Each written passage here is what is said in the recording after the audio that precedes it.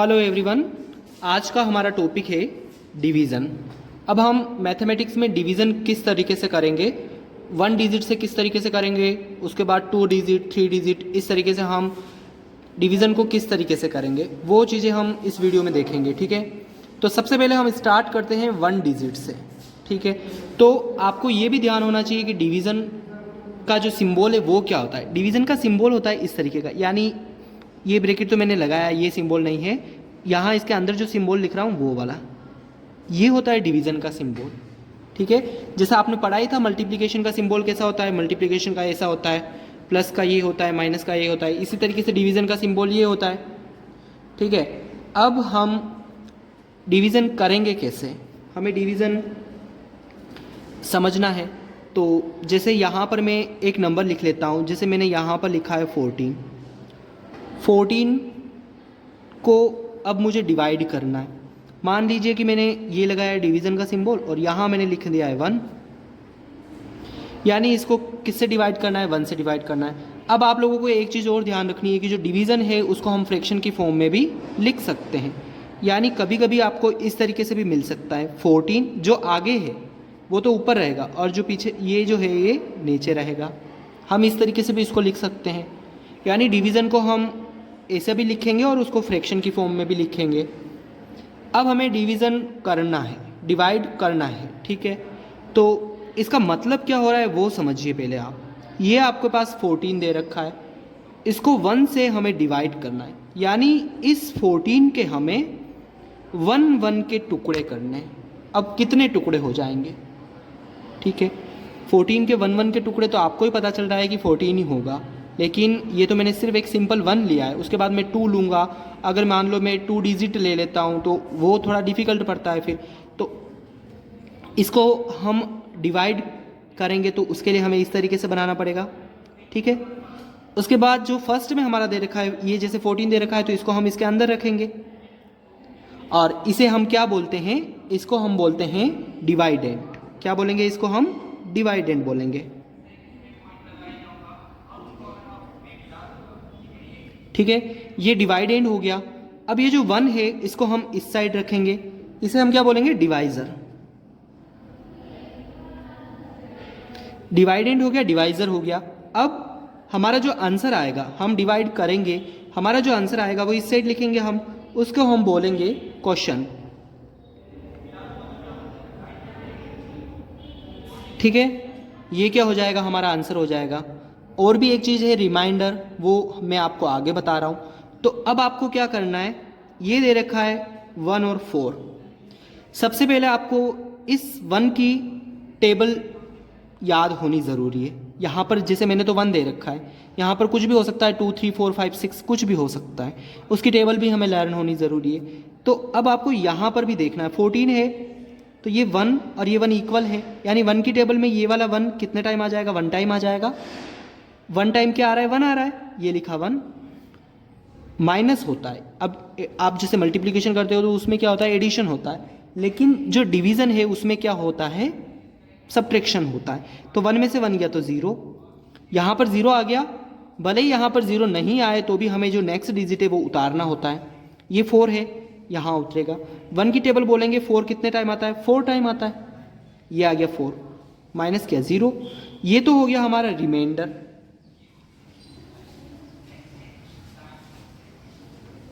ठीक है, इसको हम क्या बोलेंगे, रिमाइंडर बोलते हैं। यहाँ पर 0 भी बच सकता है, कभी यहाँ पर 1 भी बच जाता है, 2 भी बच जाता है, वो सारी चीज़ें यहाँ पर बच सकती है। तो अब आपको ये चीज़ ध्यान रखनी है कि किसी भी नंबर को अगर 1 से डिवाइड करते हैं तो वो नंबर वापस हमको मिल जाता है, तो 1 से डिवाइड करने की ज़रूरत नहीं है।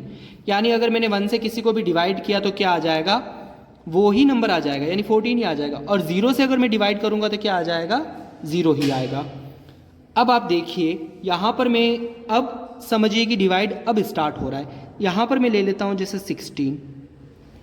16 को मुझे डिवाइड करना है 2 से, तो 16 रहेगा अंदर, ये 2 रहा बाहर। अब 2 की टेबल बोलेंगे तो ये 1 तो आ नहीं सकता, 1 नहीं आएगा तो क्या आएगा, 1 के पास और क्या नजर आ रहा है, 6 नजर आ रहा है, मतलब दोनों को लेना पड़ेगा।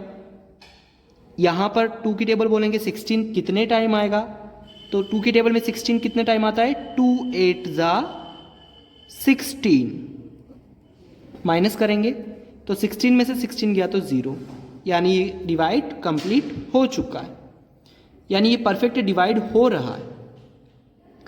अब आप देखिए जैसे 732 डिवाइड 5, 732 डिवाइड 5, 5 से डिवाइड करना है। अब ये 5 है और ये 7 है, मतलब इस एक डिजिट को ही हमें लेना पड़ेगा।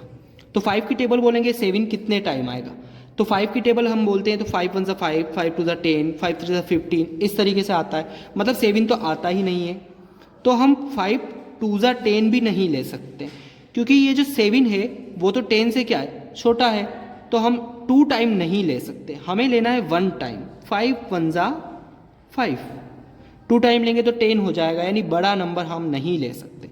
माइनस कीजिए, 7 में से 5 गया 2। अब इस 3 को हमें, यानी एक डिजिट को नीचे उतारना रहता है, इस डिजिट को नीचे उतार दिया तो ये 23 बन गया। 5 की टेबल बोलिए कि 23 कितने टाइम आ जाएगा, अगर 23 नहीं आएगा तो उससे कम, तो 5 3 ज़ा 15, 5 4 ज़ा 20, 5 5 ज़ा 25।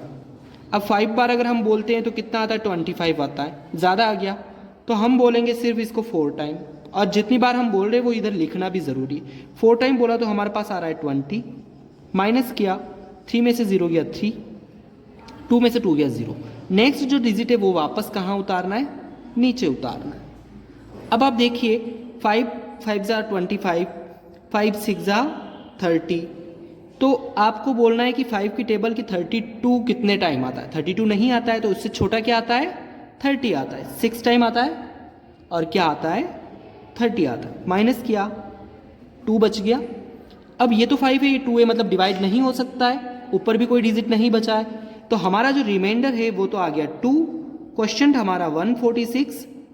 तो इस तरीके से हमें डिवाइड करने हैं। नेक्स्ट है 425 डिवाइड 15, यानी अब हमें 2 डिजिट से डिवाइड करना है। 2 डिजिट से भी हम सिमिलरली वही प्रोसेस है, 425 15 से। अब 15 है तो यहाँ पर भी देखिए आप, 15 है तो इस 4 को तो हम ले नहीं सकते क्योंकि छोटा हो गया, छोटे को भी नहीं ले सकते, तो इन दोनों डिजिट को साथ में लेंगे 42 को। 15 की टेबल बोलिए कि 42 या इससे कम कितने टाइम में आएगा, तो 15 की टेबल अगर हम बोलते हैं तो 2 टाइम, 15 1 ज़ा 15, 15 2 ज़ा 13, 15 3 ज़ा 45। अब हमें तो सिर्फ 42 चाहिए, लेकिन 45 आ जाता है 3 टाइम में, तो हम लेंगे सिर्फ 2 टाइम, और कितना आएगा, 30 आएगा। 2 में से 0 गया तो 2 बचा, 4 में से 3 गया तो 1 बचा। अब हमें इस 5 को यहाँ नीचे लेना है। अब हमें 15 की टेबल बोलनी है कि 125 कितने टाइम आएगा, तो 15 की टेबल आप बोलिए कि 125 या इससे कम कितने टाइम में आएगा।